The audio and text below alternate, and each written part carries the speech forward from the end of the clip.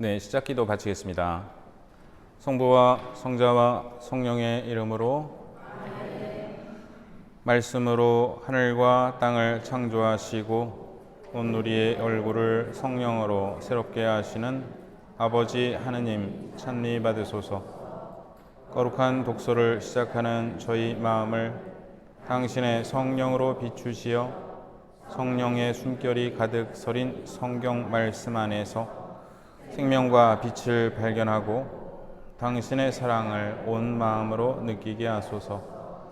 당신의 말씀은 살아있고 힘이 있사오니 저희를 새 사람으로 바꾸어 주시고 완전한 사람으로 키워 주시리라 믿사옵니다.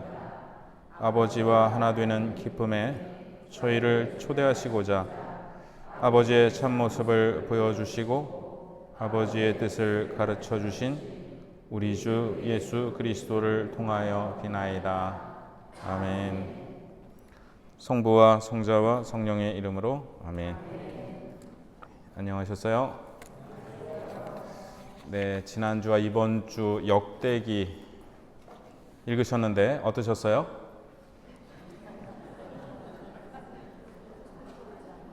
역대급으로 재미없었죠? 저는 오죽하겠어요. 강의를 해야 되는데 사실 우리가 성경 통독을 하면 마음 먹고 시작했다가 레위기에서 포기하는 분들이 굉장히 많고 거기를 무사히 통과하고 가시다 보면 이제 역대기를 만나게 됩니다. 네, 제가 문득 그런 생각이 드는데 삶에서 이렇게 달리기를 하다가 장애물을 하나 딱 넘고 나면 이제 큰 장애물을 넘었구나. 근데 지나가다 보면은 또 나와요. 그래서 그걸 또 넘고 이제는 뭐 괜찮게 되는데 또 나와요. 그리고 생각해 보면 삶이 허들 경기가 아닌가. 종착지에 도착할 때까지 계속 허들이 나오는 거. 그걸 진작에 알았으면 안 놀랄 텐데, 그죠? 100m 달리기인 줄 알고 막 뛰면 되는 줄 알았는데, 달리다 보면은 장애물이 나오고, 넘고 나면 또 장애물이 나오고, 그래서 좀 평탄한 길을 달리고 싶은데, 생각해 보면, 장애물이 나오는 게 자연스러운 일이 아닌가. 이거랑 근데 역대기랑 무슨 상관이지? 그거는 그 생각이 들었습니다. 어쨌든 역대기 요 주석 성경의 그 앞부분의 설명을 기초로 해서 좀 나눠보겠습니다. 히브리 말로 역대기는 나날의 말씀들 또는 나날의 행적들, 그래서 나날의 행적을 기록한 역사책이라는 제목이 붙어 있습니다. 예로니모 성인은 그러니까 이 라틴어로 번역을 하셨죠. 이 책을 하느님의 역사 전체의 연대기로 부르기로 제안하였습니다. 그래서 우리말 역대기라는 이름은 예로니모 성인이 제안한 제목을 간단하게 줄인 것이라 하겠습니다. 한편 70인역, 그러니까 히브리 성경을 히라버로 번역한 히브리 70인역에 따라 교회 전통 안에 오랫동안 자리 잡아온 이름은 파랄리포메논인데 옆에 빼놓았던 것, 곁들여 전해진 것이라는 뜻입니다. 그러니까 약간 부록 이렇게 이해할 수 있겠죠. 그래서 왜냐하면 이 책의 내용이 사무엘기와 열왕기의 보충으로 여겨진 데서 비롯합니다. 그러니까 역대기는 히브리 성경에서 조금 늦게 이렇게 성경으로 편입이 된 것 같아요. 자, 역대기, 에즈라기, 느헤미야기는 하나로 묶을 수도 있습니다. 근데 이유는 모르지만 히브리 말 경전 안에서 이 책들이 순서가 바뀌었어요. 그래서 역대기 다음에 에즈라, 느헤미야가 이렇게 순서가 맞는데 뒤에 배치되어 있습니다. 역대기가. 그래서 아마도 역대기가 늦게 유다교 경전 안으로 받아들여졌기 때문일 것이며 그 이유는 역대기의 내용이 사무엘기와 열왕기를 되풀이하기 때문일 것입니다. 그래서 히브리 성경에서는 역대기가 제일 끝에 있었어요. 그래서 우리가 보면은 역대기 계속해서 족보가 나오는데, 그러니까 히브리 말 성경이 족보로 끝나고 있다는 게 조금 인상적이죠. 그런데 마테오복음은 또 족보로 시작을 하죠. 자, 역대기의 구조는 학자들 간에 이견이 없습니다. 딱 네 부분으로 나뉘어지는데, 그러니까 원래 역대기 상하권은 한 권의 책이었는데 편의상 이렇게 나눈 거고요. 첫 번째 부분은 역대기 상권 1장에서 9장인데 아담에서 다윗에 이르는 조상들의 족보. 하지만 다윗 이후 시대의 인물도 나옵니다. 두 번째는 역대기 상권 10장에서 29장 다윗의 통치. 세 번째는 역대기 하권 1장에서 9장 솔로몬의 통치. 마지막으로 역대기 하권 10장에서 36장은 솔로몬의 죽음부터 바빌론 유배와 예루살렘으로의 귀환 직전에 이르는 유다 왕국의 역사입니다. 자, 저자와 저작 시기를 보겠습니다. 보통 역대기 상하권과 에즈라기 느헤미야기는 이름이 알려지지 않은 한 저자, 어느 역대기 사가 또는 역대기 편찬자의 작품으로 봅니다. 근데 이거는 그 주석 성경의 이야기고, 최근에는 한 사람이 쓴 게 아니다라는 그러한 학설도 점차 호응을 얻고 있다고 합니다. 이 책들 여기저기에 서로 일치하지 않는 내용들은, 그러니까 한 사람이 썼는데 왜 역대기가 이렇게 이 얘기했다 저 얘기했다 뭐 서로 틀리냐, 그거는 저자가 다양한 문헌들을 어떻게 이용하였느냐에 따라 생겨난 결과입니다. 역대기 문헌들의 최종 편집 시기는 기원전 330년에서 250년 사이일 것으로 추정됩니다. 그래서 우리가 그동안에 신명기의 역사서를 읽었죠. 그래서 여호수아기, 한관기, 사무엘, 열왕기, 신명기의 역사서인데, 이거와 대비해서 역대기, 에즈라, 느헤미야를 역대기의 역사서 이렇게 부르는, 과거에는 이렇게 불렀는데 오늘날에는 그렇게 부르면 안 된다라고 주장하는 학자도 있습니다만, 어쨌든 이 신명기의 역사서와는 다른 책들입니다. 저작과 편집 방법을 보시면 저자는 적어도 세 종류의 문헌을 이용했습니다. 첫째, 사무엘기와 열왕기. 근데 사무엘기와 열왕기를 썼는데 왜 사무엘기, 열왕기랑 좀 다른 내용은 왜 있는 걸까요? 똑같이 쓰려면 쓸 필요가 없겠죠. 네, 그걸 참조했습니다. 참조했고, 두 번째로는 왕조, 실록, 주석 등 다른 역사 문헌들. 근데 요거는 오늘날에는 전해지지 않습니다. 그러니까 여러 가지 그 왕조 실록들을 봤을 거다. 세 번째, 다양한 예언 전승을 포함한 문헌들. 그래서 이 문헌들을 이용해 다양한 방법으로 편집했는데, 편집 방법은 크게 세 가지를 얘기하는데요. 첫 번째, 선택과 생략. 저자는 수집한 자료들에서 자신의 집필 의도에 따라 쓰고 싶은 이야기만 골라냅니다. 사실은 다 그렇게 쓰죠. 네, 다 그렇게 쓰죠. 왜 그렇게 썼냐 물어보면 그러려고 그렇게 쓰는 거 아니에요? 집필 의도에 따라서. 다윗의 통치와 그 왕조에 관한 역사는 하느님 백성과 그 운명에 관한 참된 역사였습니다. 왕국의 분열 다음에 이어지는 북이스라엘의 역사는 그의 관심 밖이었습니다. 그래서 이 다윗 솔로몬 이후에 북이스라엘과 남유다로 이렇게 갈라지잖아요. 근데 북이스라엘은 관심 없어. 그냥. 근데 왜 관심이 없나에 대해서 이제 설명을 하고 있는 거예요. 그는 북왕국의 역사에 관해서는 침묵을 지키고 유다 왕국과 그 수도 예루살렘에 관한 역사만을 다룹니다.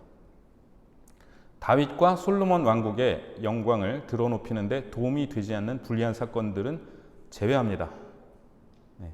그래서 다윗과 밧세바 얘기도 빠져 있고, 압살롬의 반역, 다윗의 아들의 반역인데 이건 다윗에게 해가 된다 싶어서 뺐고, 솔로몬 통치 말년의 사치와 우상 숭배도 뺐습니다. 그리고 바빌론 유배 시절에 관한 역사가 통째로 빠진 것도 마찬가지 이유입니다. 역대기에는 바빌론 유배부터 에즈라와 느헤미야의 재건까지 한 세기가 넘는 기간을 두고 한마디 언급도 없습니다.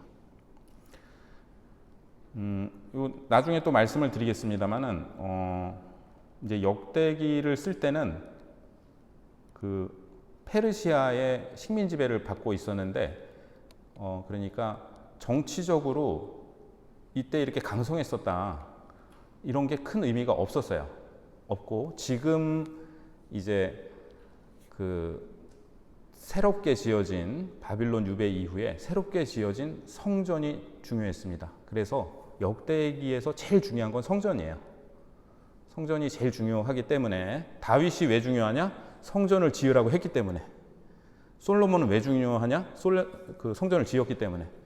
사제와 레위들은 왜 중요하냐? 그 성전에서 일하기 때문에. 그래서 지금은 어떤 정치적인 왕정이 중요한 것이 아니라 그 성전을 중심으로 한 이 종교 공동체가 바로 이스라엘 왕국이라고 이렇게 역대기는 보고 있습니다. 두 번째 적용. 저자는 자료들에 나오는 역사적 사실들을 자신만의 개성과 자기 시대에 비추어 묘사합니다. 저자는 언제나 임금과 백성에게 재앙이 닥치는 것은 그들이 하느님께 불순종하였기 때문이라고 풀이합니다. 반대로 하느님께서 베푸시는 복은 사람들이 성전과 경신례에 관련된 모든 일에 열성을 가지고 충실하게 행동한 결과로 여겼습니다.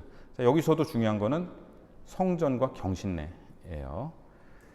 자, 세 번째 보충. 다른 문헌들과 기록, 구전 전승의 도움을 받아 이스라엘 백성의 일부 역사에 관하여 성경의 다른 책에는 없는 내용을 상세하게 전합니다. 자, 역대기 저자의 신학, 이거를 보시면 조금 이런 거를 이렇게 아시면은 이렇게 성경 읽으시면서 역대기 읽으시면서 좀 덜 지루하게 이래서 이렇게 썼구나라고 이해하실 수 있겠는데요. 첫 번째, 다윗 왕국의 역사를 가장 중요하게 여겨 책의 중심에 놓았습니다. 그리고 다윗의 통치, 역대기 상권 10장부터 29장, 그리고 솔로몬의 통치, 또 역대기 하권 1장에서 9장. 다윗 시대 이전의 모든 역사는 아담까지 올라가는 족보로 처리하고 사실은 굉장히 현명한 거예요. 우리가 읽을 때는 이게 우리 집 족보도 내가 안 읽어봤는데 내가 이걸 읽어야 되나 막 그 사람이 그 사람 같고. 그런데 근데 왜 이렇게 썼는가? 역사를 딱 족보로 정리를 한 거예요. 그래서 우리 만약에 이제 대전 지도를 이렇게 얘기를 한다 그러면 누가 이렇게 뭐 반석, 지족, 노은, 월드컵 경기장, 현충원 뭐 이렇게 해서 지하철역을 누가 쭉 외우고 있다. 딱 들으면은 대전 시내 전체는 아니지만 이렇게 정리가 되잖아요.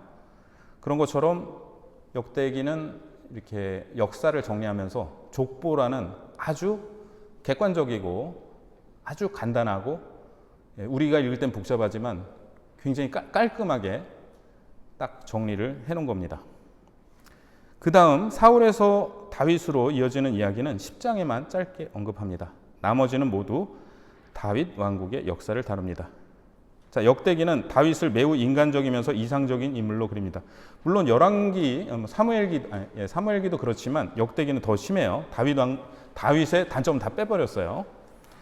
그는 예루살렘을 수도로 정하고 성도를 만드는데, 이제 거룩한 도성이죠, 성도를 만드는데, 그리고 성전 건축과 그곳에서 거행될 전례를 세세히 기획하는 데에 심혈을 기울이는 인물로 묘사됩니다. 그러니까 보면은 솔로몬이 지었지만 다윗이 다 이렇게 지시를 해놨어요. 역대기를 보면 어떤 이는 모세 오경의 사제계 전승안에 그려진 모세의 모습과 역대기에 그려진 다윗의 모습이 닮았다고 주장합니다. 그러니까 굉장히 이상화되어 있다는 거죠. 또한 솔로몬도 다윗처럼 이상적인 인물로 나타납니다. 역대기는 그의 인물 됨됨이를 손상시킬 만한 사건은 하나도 기록에 남기지 않았습니다. 이러려고 새로 쓴 것 같은데. 통치 초기에 경쟁자들을 무자비하게 제거한 사건들, 말년에 궁중을 어지럽혔던 사치, 우상숭배, 방탕한 생활 등을 기록에 남기지 않았는데요. 솔로몬은 다윗의 지시와 세세한 계획에 따라 성전을 지은 임금입니다. 이게 중요한 거예요. 그러니까 솔로몬이 무조건 잘했다라고 지금 이렇게 얘기를 하는 게 뭐 솔로몬을 이상화하는 게 목적이 아니라 성전이 제일 중요한데 그 성전을 이제 이미 없어졌지만 첫 번째 성전은 바빌론 유배 때 파괴됐죠. 두 번째 성전인데 첫 번째 성전을 지은 사람이 솔로몬이라서 그 사람이 흠이 없어야 되는 거예요. 그래서 신명기의 역사서는 왜 우리가 멸망했는가, 왜 멸망하고 바빌론 유배를 그렇게 가야만 했는가, 그거를 다루고 있다면 역대기는 이제 그게 아니고 이제 앞으로 어떻게 할 것인가, 성전을 중심으로 우리는 새롭게 이렇게 살아가야 된다라고 이야기를 하고 있습니다. 역대기는 열왕기보다 훨씬 더 장엄하고 풍부하게 성전 봉헌을 묘사합니다. 두 번째, 성전과 경신내. 역대기의 첫째 목적을 예루살렘 성전과 그곳에서 거행되는 경신내의 역사를 정확하게 제시하려는 것으로 보기도 합니다. 시작 부분을 보면 유다와 베냐민 지파의 족보가 다른 지파들의 족보보다 더 장황한데 이 두 지파가 다윗 지방과 예루살렘 지역과 연결되기 때문입니다. 그러니까 이제 다윗은 유다 지파고 남유다는 유다와 베냐민 두 지파잖아요. 그러니까 이 두 지파가 중요했고, 다윗과 솔로몬의 후계자들의 역사는 성전에 집중되고 성전의 재건이나 경신내의 개혁에 우선순위를 두는 임금들은 중요하게 다뤄집니다. 아사, 여호사밧, 히스기야, 요시야, 역대기 학원에 나오는 임금들인데요. 또 이와 관련하여 레위 지파에서 경신내를 주관하는 이들을 특별히 선호합니다. 역대기는 나팔을 부는 임무와 제단에 희생 제물에 피를 뿌리는 임무는 사제에게 맡겨진 것으로 봅니다. 레위인들도 단순한 하급 직책이 아니라 계약궤를 옮기는 이들이고 성전을 지키고 보호하는 문지기들이며 성가와 악기 연주를 담당하는 이들입니다. 그래서 이 족보들이나 이런 걸 보면은 유다, 베냐민, 레위 이 세 지파에 대해서 굉장히 더 자세하게 묘사를 하고 있습니다. 그다음 신정인데요. 하느님이 다스리시는 것을 의미하죠. 역대기에서 하느님 백성의 역사란 유다 공동체 안에서 펼쳐지는 신정 왕국의 이상적 표상과 같습니다. 이 신정 왕국은 하느님께서 세우셨고 그 머리에는 다윗이 자리하고 있습니다. 사실 하느님만이 참 임금이시고 다윗은 그분의 왕좌에 앉아 그분을 대리할 따름입니다. 예루살렘의 유일한 성전에서 이루어지는 경신례는 하느님 백성이 사제들과 레위인들의 도움을 받아 임금이신 하느님께 충성과 기쁨과 찬양을 표현하는 것입니다.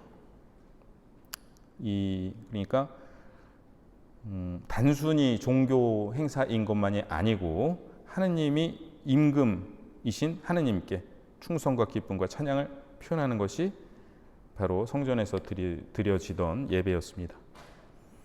하느님과 그분 백성의 지속적 관계는 철저한 상선벌악의 개념에 바탕을 둡니다.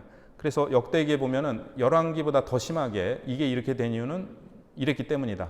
자꾸 설명을 해요. 그래서 왜 이 임금은 일찍 죽었냐? 이거 잘못했기 때문이다. 왜 임금은 이 사람은 오래 살았냐? 이걸 잘했기 때문이다 하고 다 그렇게 상선벌악의 인과응보의 관점에서 설명을 합니다.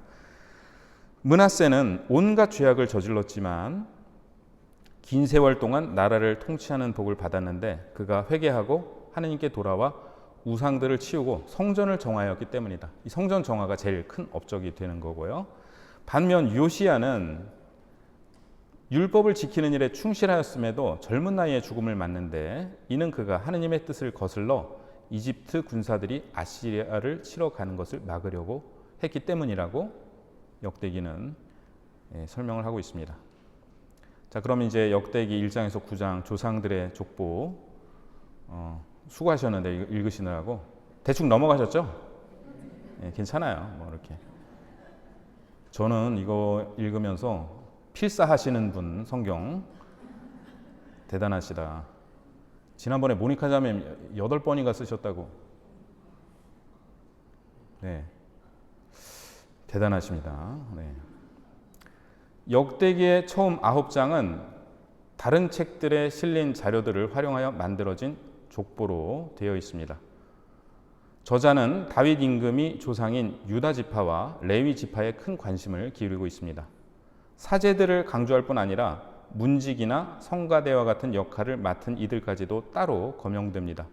또한 베냐민 지파를 특별히 다루는 것은 북이스라엘 왕국이 멸망한 이후 진정한 이스라엘을 대표하는 것은 유다와 베냐민 두 지파라는 이해를 보여줍니다.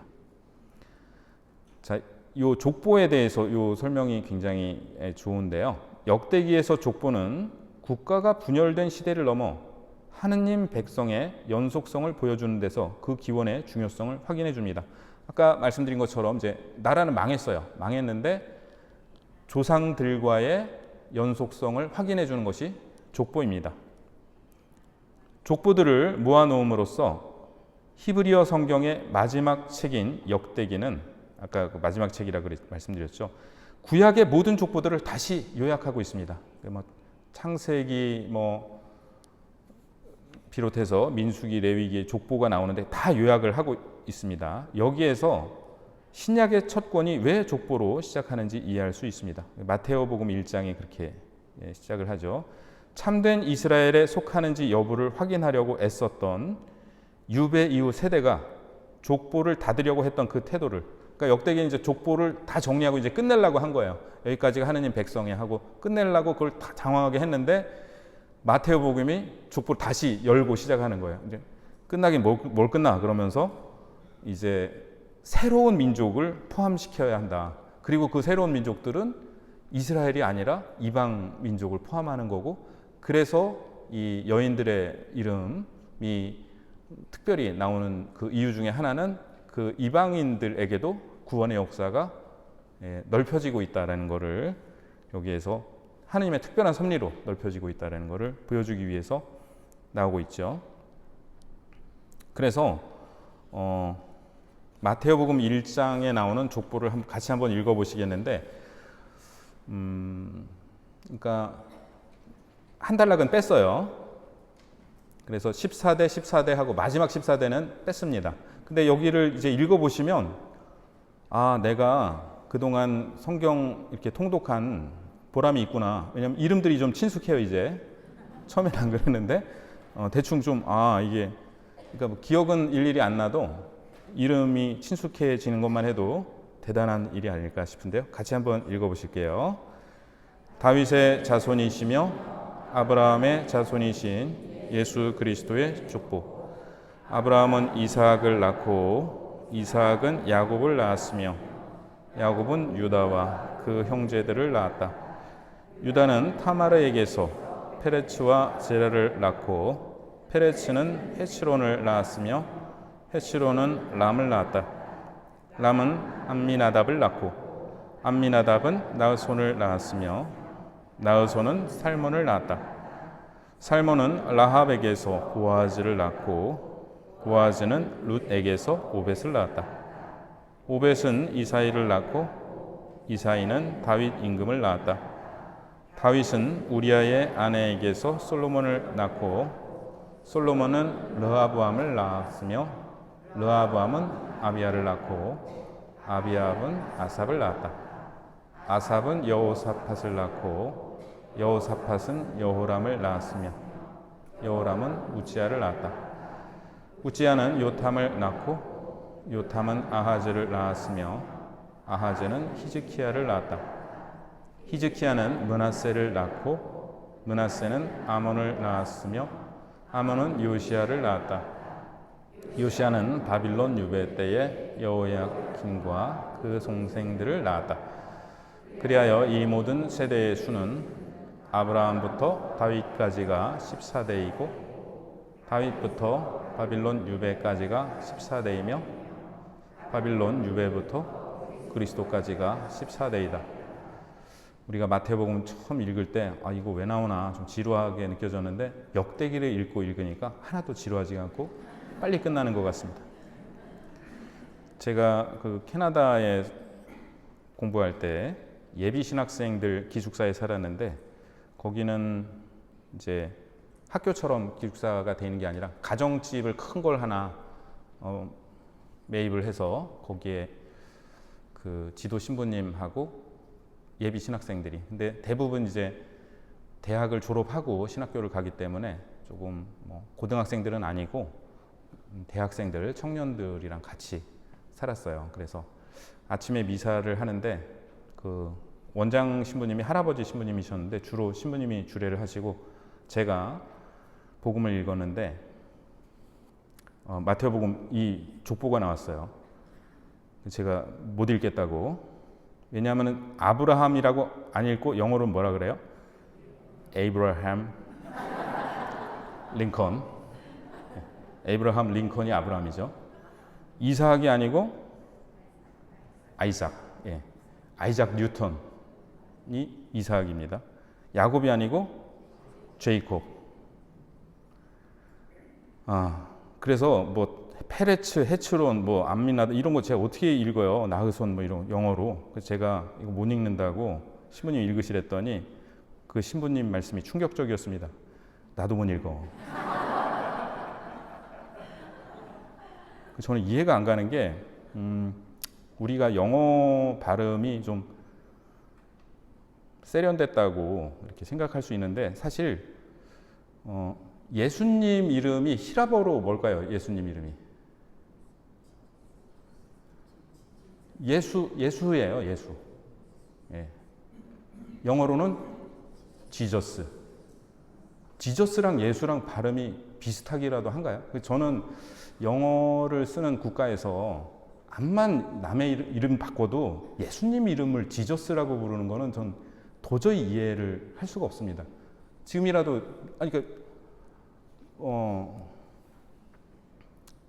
제가 이제 김유정인데 그거를 이태리 말로 부르면 김무 유 예옹그예요. 김무 유 예옹그. 근데 저를 김무 유 예옹그라고, 예, 뭐 이태리 갔으면 그렇게 부르는 건 당연한데 예수님을 원래 이름대로 부르지 못하고 그렇게 그 스페인어로는 헤수스, 이태리어로는 제수. 예. 근데 제일 비슷하게 발음하는 게 우리나라입니다. 예수님을. 우리는 참 자긍심을 가져야 되고 선조들한테 정말 감사해야 되고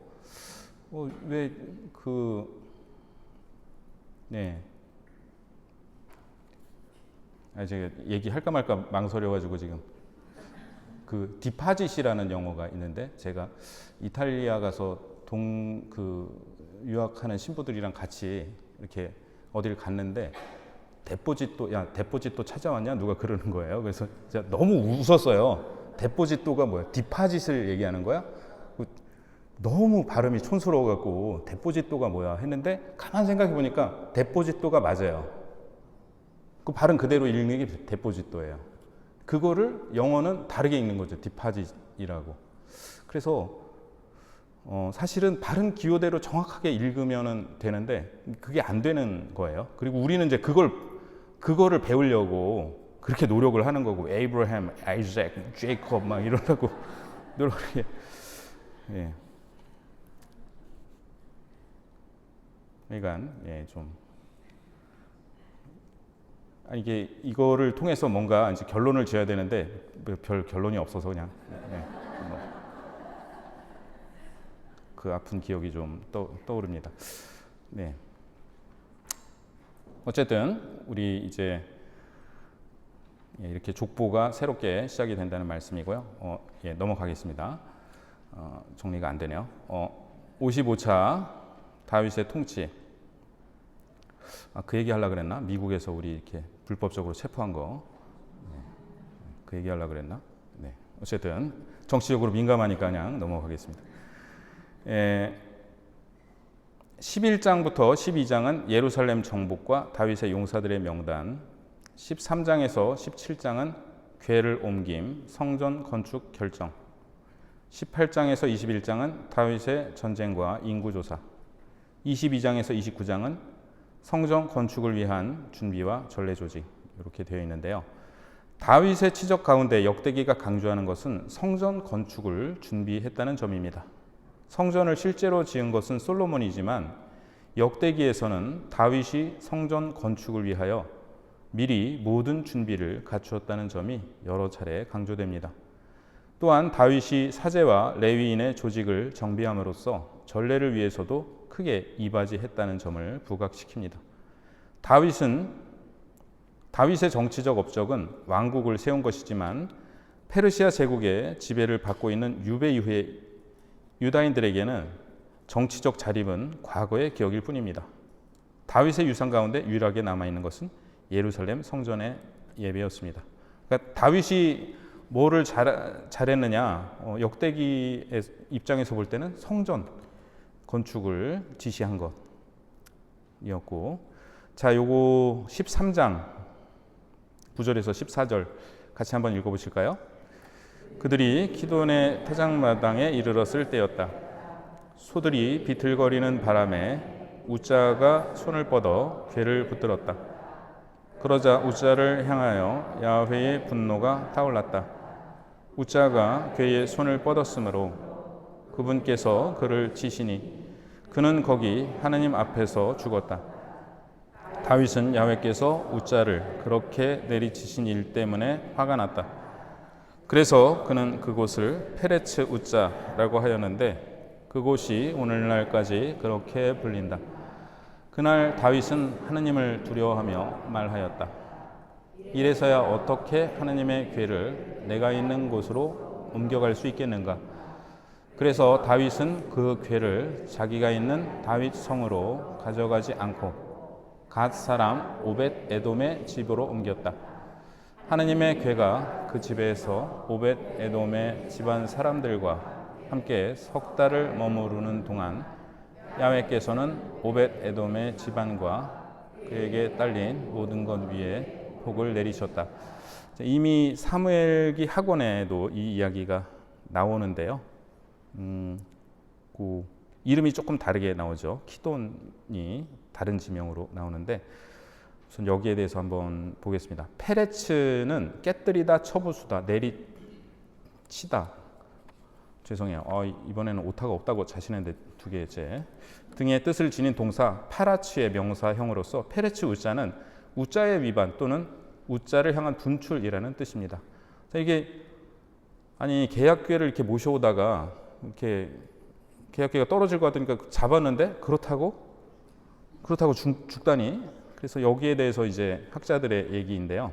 밀그롬이라는 유다인 학자는 신성한 물건을 함부로 만지는 것은 신성모독이며 이 경우 의지나 의향, 도덕적 판단과 상관없이 행위 그 자체가 죄가 된다고 해석합니다. 여기서 중요한 거는 이 학자들의 얘기가 그래서 나는 그렇게 생각한다, 이게 옳다 그러기보다도 이거를 어떻게 이해해야 할까 하고 우리에게 도움을 주는 것인데요. 자펫이라는 학자는 우자의 행동이 계약의 궤에서 드러나는 하느님의 힘을 믿지 못한 것으로 해석할 수도 있다고 얘기했습니다. 그러니까 궤를 보호하는 것은 사람이 아니라 하느님 자신이며 어떤 인간적 행위도 이에 대한 불신앙을 드러낸다고 볼 수 있다는 것입니다. 그러니까 계약의 궤가 쓰러지든 말든 그냥 둬야 된다. 부르그만이라는 개신교 성경학자인데 좀 몰랐는데 올해 돌아가셨더라고요. 6월 달에. 이분은 이 사건으로 생겨난 두려움이 긍정적인 것은 사람들이 더 이상 하느님의 거룩하심에 놀라지도 존경하지도 두려워하지도 않을 때 공동체가 위험에 처하기 때문이라고 말합니다. 그러니까 이 사건이 어떤 하느님에 대한 두려움을 가져왔다면 그 두려움의 긍정적인 점은 이러한 점이 있다라고 얘기를 한 거고요. 로버트 베런 주교님은 다음과 같이 해설을 합니다. 사무엘기 때 제가 소개해드렸던 주교님인데요. 탈출기 25장에서 우리는 계약의 궤와 관련한 하느님의 분명한 지시를 듣습니다. 같이 읽어보실까요? 그리고 아카시아 나무로 채를 만들어 금을 입혀라. 그 채를 궤 양쪽 고리에 끼워 궤를 들 수 있게 하고 채를 궤의 고리에 그대로 두어 거기에서 빠지지 않게 하여라. 자, 분명히 이렇게 지시를 하셨는데 하느님께서는 계약궤가 매우 특정하게 만들어져서 매우 특정한 방식으로, 그러니까 이렇게 만들어서 이렇게 옮겨라라고 말씀을 하셨다는 거예요.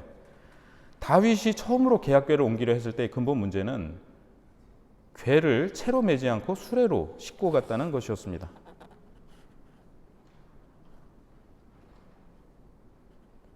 아까 셀만을 넘어갔나? 예, 죄송합니다. 예. 그래서 건너뛰었네요. 왜냐하면 셀만이 이 얘기를 했는데 앞에 보시면 다윗과 다른 지도자들이 계약궤를 옮기면서 필리스틴들의 영향을 받아 그들이 사용하던 새로운 수레를 사용함으로써 이방인의 미신을 들여온 것이 문제라 보았다. 그러니까 셀만도 비슷한 얘기를 했는데 그 수레, 그러니까 막 이렇게 봉고 이렇게 트럭 하나 갖고 가서 했는데 이게 필리스틴 거고 그게 필리스틴의 어떤 이방인들의 미신이 이걸 통해서 들어왔다라고 이렇게 해석을 하였습니다. 다시 4쪽을 가시면 수레로 싣고 갔다는 것이었습니다. 이것이 더 빨랐지만 불안정한 방식이었고 결국은 궤가 기울어지면서 우자가 손을 댈 수밖에 없었습니다. 하느님께서 전례예법의 작은 위반에 이처럼 심한 벌을 내리시는 것은 균형을 잃으신 것이라고 결론 내리려는 유혹이 있을 수 있습니다. 그러나 우리는 언어의 상징적 본성을 염두에 두고 저자가 전하려 하는 영적 진리를 파악해야 합니다. 저는 요 말이 중요한 것 같아요. 그러니까 이게 자꾸 우리가 역사적 사건으로 간주하고 이렇게 요거를 해석하라기보다 이게 전하고자 하는 메시지가 뭐냐. 어쩌면 이것은 이제 새로운 성전 시대에서 지켜야 할 것들을 강조하기 위해서 한 얘기일 수도 있죠. 전례의 궁극적 목적은 인류를 올바른 질서로 회복시키는 것이며 흠숭은 개인과 사회가 조화를 이루도록 인도합니다. 수세기 동안 야훼께서는 당신 백성을 정통성 안에서 형성해 오셨습니다. 올바른 찬미의 중심에는 자기 중심성에서 벗어나 하느님께 향하는 전환이 있습니다. 모세는 하느님께 귀 기울인 사람이었고 이스라엘의 전체 삶은 백성이 야훼께 주의를 기울이도록 돕는 체계적인 시도였습니다. 그래서 신명기에 이스라엘아 들어라 야훼 우리 하느님은 한 분이신 야훼이시다 이런 말씀이 나오는데요. 수레에 궤를 싣는 것은 더 편리했지만 야훼께서는 궤가 채로 메어져야 한다고 하셨습니다. 사소한 문제인가? 아마 그럴 것이다. 하지만 순명은 이스라엘인들의 삶의 방향을 결정하는 핵심입니다. 하느님께서 노하신 것은 우자의 행동이 개인적으로 하느님을 언짢게 했기 때문이 아니라 뭐 기분 나빠 왜 만지는 거야 막 이렇게 하느님이 불쾌하고 막 이랬다는 게 아니라 사실 하느님은 세상에서 아무것도 필요로 하지 않으시고 원칙적으로 그렇게 불쾌해하시는 분이 아닙니다. 전례적 태도의 타협을 보여주기 때문입니다. 교부들은 이 점에 대해 분명히 말하는데요. 우자가 자신의 직무가 아닌 일에 나섰기 때문에 하느님의 분노가 내렸다면 복음을 뒤엎는 자들에게도 당연히 하느님의 분노가 내릴 것입니다. 요한 크리소스토모 성인께서 이렇게 말씀하셨습니다. 그러니까 이 베론 주교님의 말씀은 이제 이게 전례와 관련해서 사소한 규정처럼 보이지만 그거를 존중하는 것이 중요하다. 왜? 그것이 전례가 갖고 있는 하느님과 우리와의 관계, 그리고 우리 서로와의 관계. 그러니까 내 마음대로 하는 게 아니고 나는 전례 이렇게 하고 싶어. 이런 것이 아니라 하느님께서 말씀하신 것은 그대로 지키려고 노력을 해야 된다라는 것을 이렇게 강조를 하신 것이고, 하지만 이제 베론 주교님은 요 구절을 해석하는 데 있어서 그런 도움을 우리한테 주신 거죠. 내 생각에 이렇다라고 당신 주장을 하는 게 아니라 우리는 그 밑에 그러나 우리는 사람이 안식일보다 중요하다고 하신 예수님 말씀에 더욱 귀 기울여야 한다. 이건 누가 얘기한 걸까요? 이건 제가 여기다가 써놓은 건데, 그러니까 이렇게 해서 이 구절을 이해하려고 노력을 하지만 우리는 역대기를 최고의 경전으로 놓고 사는 신자는 아닙니다. 성경에 더 중요한 성경과 덜 중요한 성경이 있을까요? 있을까요? 하고 여쭤보면 아니요라고 대답을 많이 하시는데 있어요. 가톨릭 교회 교리에 의하면 더 중요한 성경과 덜 중요한 성경이 있습니다. 더 중요한 성경이 뭘까요? 복음서입니다. 예. 사복음서가 제일 중요하고 이게 진리의 위계가 있어요. 우리 가톨릭 교리에도 진리의 위계가 있고 제가 지난 주일 강론 때 사랑의 질서라는 말씀을 드렸는데 진리에도 더 중요한 진리와 덜 중요한 진리가 있습니다. 그리고 성경에도 더 중요한 성경과 덜 중요한 성경이 있어요. 그러면 가장 중요한 성경은 사복음서입니다. 그래서 그게 제일 중요하고 그 밑에 성경들은 그 복음서를 이해하기 위해서 우리가 읽는 것이고 그래서 역대기의 이 구절이 그 복음보다 더 높이 있지는 않아요. 물론 진리는 조화를 이루고 있습니다. 잘 조화를 이루어야 되죠. 그래서 역대기 보니까 그거 함부로 그거 거룩한 거 만지고 막 그러면은 뭐 죽던데 뭐 이게 우리의 신앙은 아니라는 거죠. 예수님이 말씀하신 게 훨씬 더 중요합니다. 그러면서도 우리가 거룩한 것을 거룩하게 대하려는 그런 노력은 여기서 배워야 된다라는 것이고요.